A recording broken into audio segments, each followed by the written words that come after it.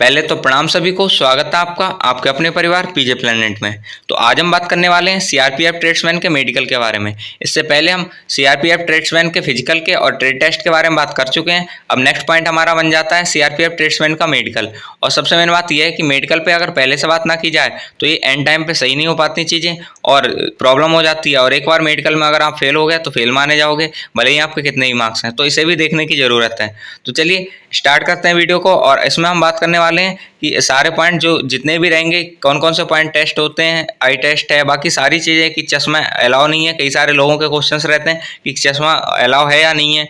उसके अलावा I6Y6 या 6Y9 और बाकी सारी चीज़ें। तो इस वीडियो को देखने के बाद आपको यूट्यूब पे किसी वीडियो को देखने की जरूरत नहीं पड़ेगी, इसी से सारी चीज़ें आपकी क्लियर हो जाएंगी। तो बस चलिए स्टार्ट करते हैं वीडियो को।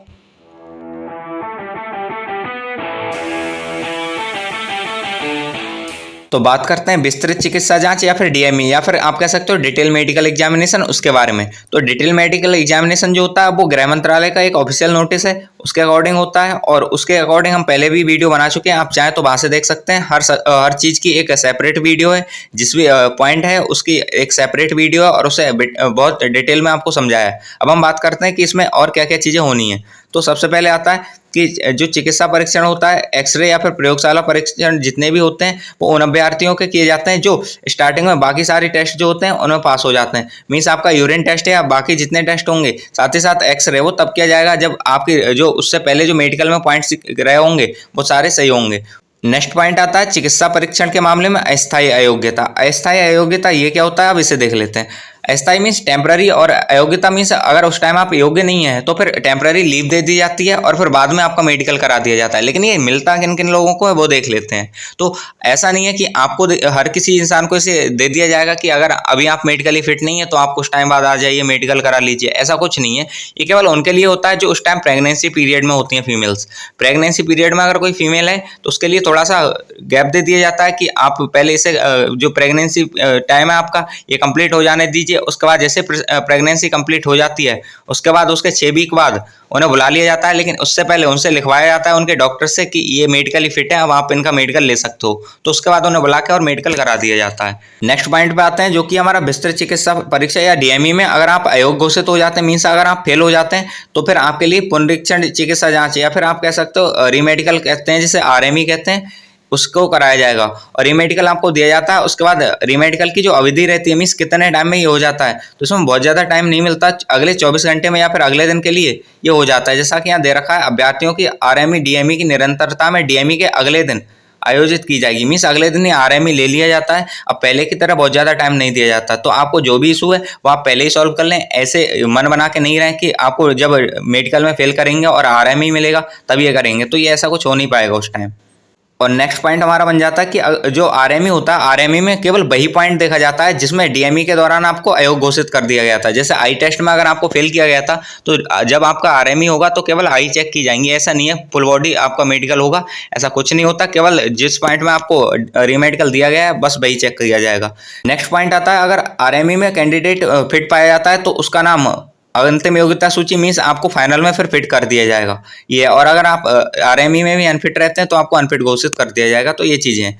अब बात करते हैं नेत्र परीक्षण या विजन टेस्ट या फिर आप आई टेस्ट कह सकते हो, उसके बारे में। तो अगर हम विजन टेस्ट की बात करें तो ये हर ट्रेड का अलग अलग होता है। और सबसे मेन बात यह है कि इसकी रिक्वायरमेंट अलग अलग है। चीज़ें यहाँ पे बहुत ज़्यादा खराब हो जाती हैं क्योंकि सबसे ज़्यादा डाउट बच्चों को इसी में रहता है और सबसे ज़्यादा आउट भी में ही रहते हैं। तो सबसे मेन चीज़ है कि इसे हमें अच्छे से देखना होगा, इसकी सारी रिक्वायरमेंट को समझना होगा कि क्या क्या इन्हें चाहिए होता है। अगर हम बात करें सिपाही चालक के बारे में, चूंकि हमने बताया कि ट्रेड के हिसाब से होता है, तो सबसे पहले हम बात करते हैं ड्राइवर के बारे में। अगर ड्राइवर की देखें तो यहाँ पे सबसे पहले सीपी के बारे में बात कर लेते हैं। CP means colour perception, means जो आपको कलर का पहचान होनी चाहिए वो। तो यहाँ पे जो आपका कलर परसेप्शन या वर्णापगमन कहते हैं इसे, तो इसका मानक सीपी सेकंड है। मीन्स सीपी सेकंड के अकॉर्डिंग आपका होगा भी सीपी सेकंड क्या है। तो ये कलर परसेप्शन का एक टेस्ट होता है। सीपी मतलब कलर परसेप्शन और सेकंड जो होता है इसके लेवल होते हैं। मीन्स जैसे आप सीपी फर्स्ट की बात करें, सीपी सेकंड, सीपी थर्ड, इस तरह सीपी 5 तक होता है। और सीपी फर्स्ट जो होता है वो पायलट्स के लिए होता है। वहीं ड्राइवर्स के लिए अगर हम बात करें तो सीपी सेकंड टेस्ट होता है। और इसमें लगभग जो एक बुक यूज होती है जिसका नाम है इशिहारा बुक, नीचे इसके बारे में दे भी रखा है। तो ये जो इशिहारा बुक है इसके द्वारा सीपी सेकंड टेस्ट आपका होगा। और इशिहारा बुक में लगभग 38 प्लेट्स होती हैं और उसमें से लगभग आपको 22-23 पढ़ाई जाती हैं और उसके द्वारा आप पास हो जाते हैं। और आगे चलते हैं तो यहाँ पे आ जाता है हमारी नियर विजन और डिस्टेंस विजन के बारे में। ये क्या है इसे देख लेते हैं। तो नियर विजन मतलब आपकी पास की जो दृष्टि होती है वो, और डिस्टेंट विजन मीन्स दूर की दृष्टि जो होती है। अब नियर विजन में हम अब बात करें तो दो चीज़ दे रखी है, एक बेटर आई दे रखी है मतलब बेहतर आँख, और एक वर्स्ट आई दे रखी है मीन्स खराब आँख। अब ये क्या होती है इनके बारे में पढ़ लेते हैं। क्या खराब आँख चल जाएगी वहाँ पे? तो ऐसा कुछ भी नहीं है, कुछ चीज़ें उन्हें देख लेते हैं। बेहतर आँख की बात करें तो अगर कोई इंसान राइटी है मीन्स सारा काम राइट हैंड से करता है तो उसके लिए जो बेहतर आँख हो जाएगी उसकी राइट आई हो जाएगी भाई। अगर और उसकी जो लेफ्ट आई हो जाएगी वो खराब आँख या वर्स्ट आई हो जाएगी उसके लिए। लेकिन अगर कोई लेफ्ट हैंडी पर्सन है मीन्स लेफ्ट हैंड से सारा काम करता है तो उसके लिए फिर उसकी जो बेटर आई हो जाएगी वो लेफ्ट आई हो जाएगी, और उसके लिए जो वर्स्ट आई हो जाएगी उसकी वो उसकी राइट वाली आई हो जाएगी। तो ये चीज़ें हैं। तो ये तो हम समझ लिया कि बेटर आई क्या होता है, वर्स्ट आई क्या होता है। लेकिन अब मेन चीज़ आती है कि इसमें क्या रिक्वायरमेंट है बेटर आई की, क्या वर्स्ट आई की। अगर कोई इंसान राइटी है तो उसकी बेटर आँख जो है वो N6 होनी चाहिए। अभी N6 क्या होता है, और खराब आँख N9 होनी चाहिए। इन दोनों के बारे में बात कर लेते हैं। तो N जो वर्ड यूज होता है N, इसका मतलब होता है नियर, मीन्स ये नियर विजन की बात कर रहे हैं। और नियर विजन में आपको जो 6 फॉन्ट होता है उससे पढ़ना आना चाहिए। वहीं खराब आँख के लिए N9 मीन्स नियर विजन का 9 फॉन्ट पढ़ना आना चाहिए।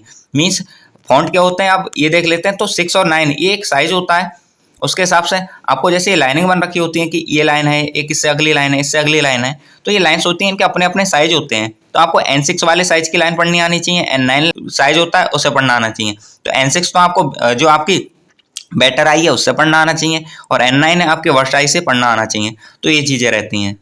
अब नेक्स्ट पॉइंट पे आ जाते हैं जो कि आपका है दूरदृष्टि का या फिर डिस्टेंट विजन का।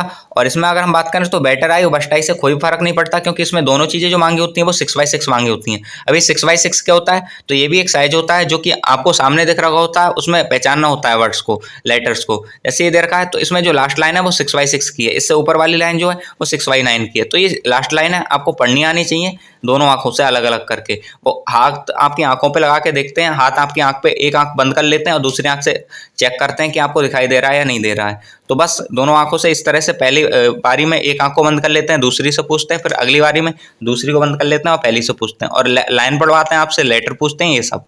और जब ऐसा टेस्ट हो रहा होगा मीन्स आपकी एक आंख बंद की जा रही होगी तो वो बहुत नॉर्मली हाथ लगाते हैं या फिर पेपर लगाते हैं। तो आप अंदर से आंख को बंद नहीं करना है, खुली रखना है। अगर आप आंख बंद करेंगे तो जब उस आंख से दोबारा से टेस्ट किया जाएगा तो फिर आंख आपकी ब्लिंक करेगी और सही से दिखाई नहीं देगा, तो हो सकता है आप फेल हो जाएं। इस वजह से आंख को बंद नहीं करना है, खुले रखना है। और जैसे ही इस आंख से टेस्ट हो जाता है दूसरी आंख पे वो हाथ रखते हैं तो फिर दूसरी आंख से आप अच्छे से पढ़ पाएंगे। नेक्स्ट आता है कि ड्राइवर टेस्ट में क्या कोई चश्मे की अनुमति है, तो बिल्कुल नहीं, यहाँ पे कोई भी चश्मा अलाउ नहीं है। आप ना तो डिस्टेंट विजन में और ना नियर विजन में किसी भी चीज़ के टेस्ट में आप चश्मे का यूज़ नहीं कर सकते हैं। ये नेक्स्ट आता है बाइनोकुलर विजन अपेक्षित है। बाइनोकुलर मीन्स आप जानते हैं कि हमारी जो दोनों आंखें होती हैं वो मिलके एक जो आपका इमेज होता है वो बनाती हैं। तो बस दोनों आंखें प्रॉपर वर्क करनी चाहिए, और दोनों आंखों बाइनोकुलर विजन का मतलब यही होता है कि दोनों आंखों को एक साथ प्रॉपर दिखाई देना चाहिए। मीन्स ऐसा नहीं है कि एक आंख से ब्लर इमेज बन रहा है और एक से सही बन रहा है, तो ऐसा नहीं होना चाहिए।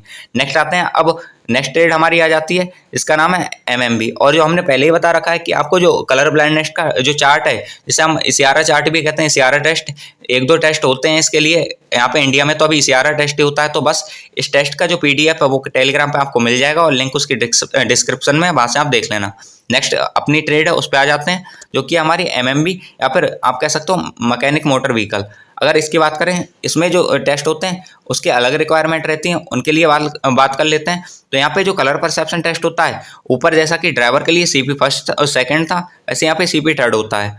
आगे अगर हम बात करें, यहाँ पे जो निकट दृष्टि होती है या फिर नियर विजन होती है, इसकी बेटर आई आपकी N6 मानी जाती है, और खराब आई जो है वो या वर्स्ट आई वो N9 ली जाती है। मतलब N6 और N9 ये लाइन्स आपको पढ़नी आनी चाहिए। नेक्स्ट आता है, अगर आपकी डिस्टेंट विजन की हम बात करें तो यहाँ पे बेटर आई जो है वो 6x6 है, लेकिन वर्स्ट आई जो है मतलब जो आपकी दूसरी आंख है वो 6x9 भी चलेगी। मतलब आप अगर राइटिंग है तो आपकी जो बेटर आई राइट मानी जाएगी, तो राइट आंख तो आपकी जो है वो 6x6 ही होनी चाहिए। लेकिन अगर आपकी लेफ्ट जो है वो 6x9 है तब भी चलेगी, कोई इशू नहीं है उससे। तो बस ये चीज़ें। अब आगे देखते हैं, तो इसमें भी किसी भी तरह के चश्मे की कोई अनुमति नहीं है। मीन्स आप इसमें चश्मा नहीं लगा सकते हैं किसी भी टेस्ट में, ना तो नियर विजन के ना डिस्टेंट विजन के। नेक्स्ट आते हैं, जो आपको पहले बता दिया जो कलर विजन है वो आपका इशारा चार्ट से चेक होता है, तो बस वो वहाँ से होना है। नेक्स्ट आता है, यहाँ पे भी आपको बाइनोकुलर जो विजन है वो होना चाहिए। और नेक्स्ट ये दे रखा है, दाएं हाथ वाले व्यक्ति के मामले में दाएं आंख बेहतर आंख होगी, और बाएं वाले के हाथ मतलब उसमें बाएं आंख बेहतर आंख होगी, जो कि हम पहले बता चुके हैं आपको।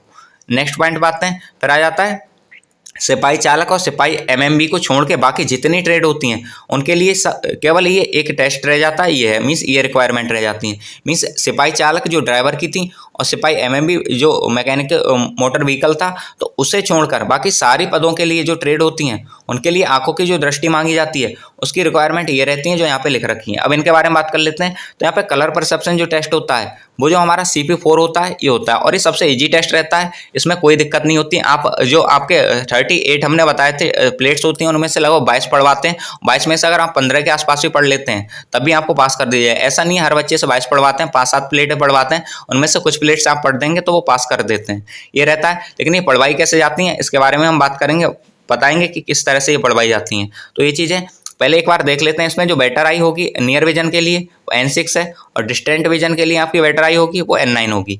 तो ये चीज़ें N6 N9 better I worst I पहले बता चुके हैं, तो अब दोबारा से बताने की जरूरत नहीं है।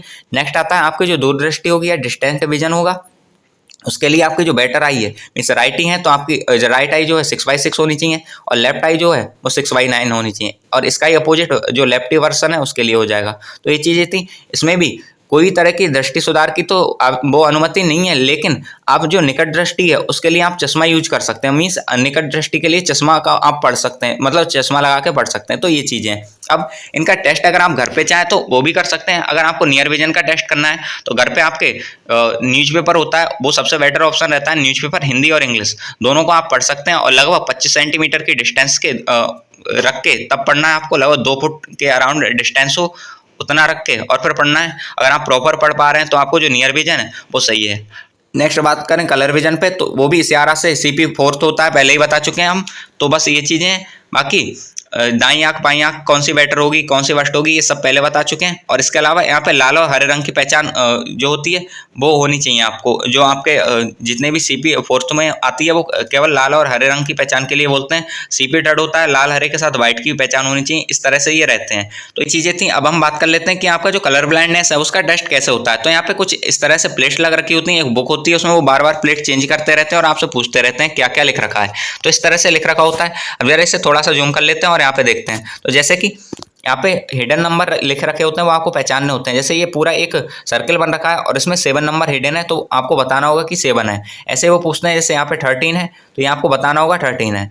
ऐसे यहाँ पे 16 है, ये तो बहुत विजुअल हो रखा है, कुछ चीज़ों में विजुअल नहीं होता है तो वो देख के आपको बताना है। ठीक इसी तरह से ये नंबर होते हैं। साथ ही साथ केवल नंबर नहीं होते, कुछ डिजाइन भी बन रखी होती है। जैसे मान लो 8 कोई डिजाइन है तो वो बोलते हैं कि उसके ऊपर उंगली चला के दिखाइए आप, तो 8 इस तरह से आपको उंगली इसके ऊपर चलानी होगी, तो ये हो जाता है। साथ ही साथ कुछ डिजाइन होती हैं, वो कुछ डिजाइन क्या उसमें कुछ नहीं होता है, इस तरह से ऐसे कुछ भी बन रखा होता है, तो वो पूछते हैं इसमें कितने नंबर बने हुए हैं। तो आप देख के बता देते हैं कि इसमें कोई नंबर नहीं है, नॉर्मल ऐसे ही कुछ भी उल्टा सीधा बन रखा है, तो वो समझ जाते हैं। तो ये चीज़ें थी। ये आपका जो कलर विजन है उसका टेस्ट होता है, और इसके लिए हमने पहले ही बोल रखा है टेलीग्राम पे आपको PDF मिल जाएगा। सबसे मेन बात है आप उसकी प्रैक्टिस कर लेना, क्योंकि जैसा वो PDF है इसियारा बुक का ही PDF है, तो वहाँ से जैसा वो PDF है वैसा ही आपको पेपर में मिलने वाला है, आपके मेडिकल में मिलने वाला है। तो ये चीज़ें थी।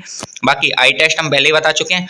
अब देख लेते हैं बाकी जो पॉइंट बचते हैं उनके बारे में, और इन सारे पॉइंट्स के अलग अलग हम सेपरेटली वीडियो कवर कर रखे हैं, तो डिस्क्रिप्शन में उनका लिंक है, वहाँ से आप उन वीडियोस को देख सकते हैं। अब यहाँ देखते हैं हम किस किस चीज़ को उन्होंने मांगा है, क्या क्या रिक्वायरमेंट है। तो आपके घुटने नहीं मिलने चाहिए, मीन्स नौकनी नहीं होनी चाहिए।